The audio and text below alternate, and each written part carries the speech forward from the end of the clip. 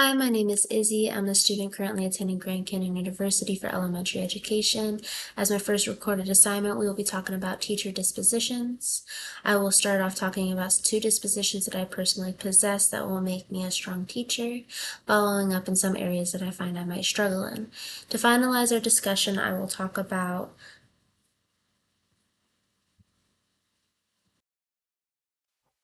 To finalize our discussion, I will talk about qualities I find most important to be acquired by our professional educators and why. Two dispositions I personally possess are advocacy and compassion. Both of these dispositions make a great teacher, not only that, a strong classroom.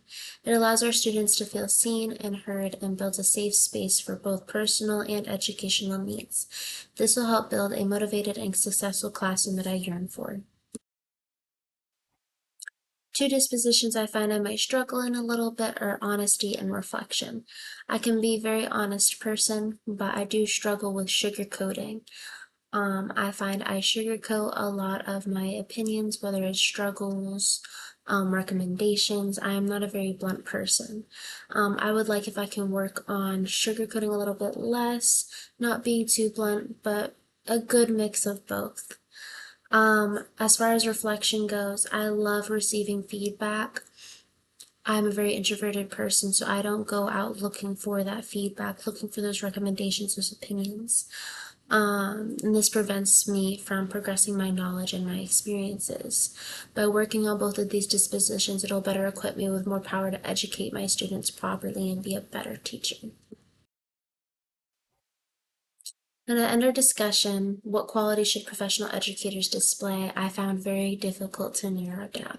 I find that all dispositions listed above were of much importance in the classroom, out of the classroom. My top four that I chose are fairness, compassion, reflection, and professional conduct. I will just go ahead and discuss fairness, reflection, and professional conduct just to try to narrow it down a little bit more. Fairness, I feel, is integrated in every disposition that we have discussed.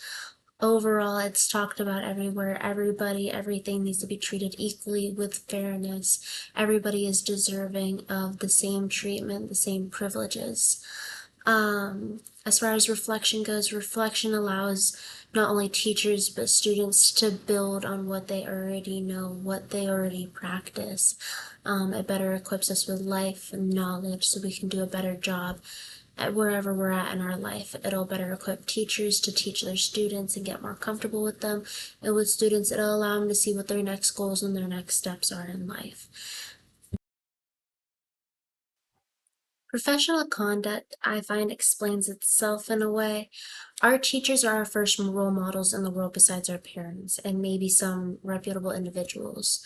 Most times we're surrounded by our educators more than those other influences.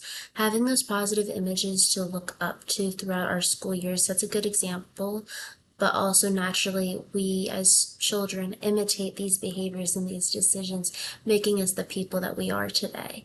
Every characteristic that we have acquired throughout our childhood was influenced by an individual, whether that was our mom, our dad, aunt, uncle, grandma, grandpa, teacher, principal. All of these people had an influence and had an impact on our life so much, and that's why it's stressed so much how much power our educators truly hold for our students.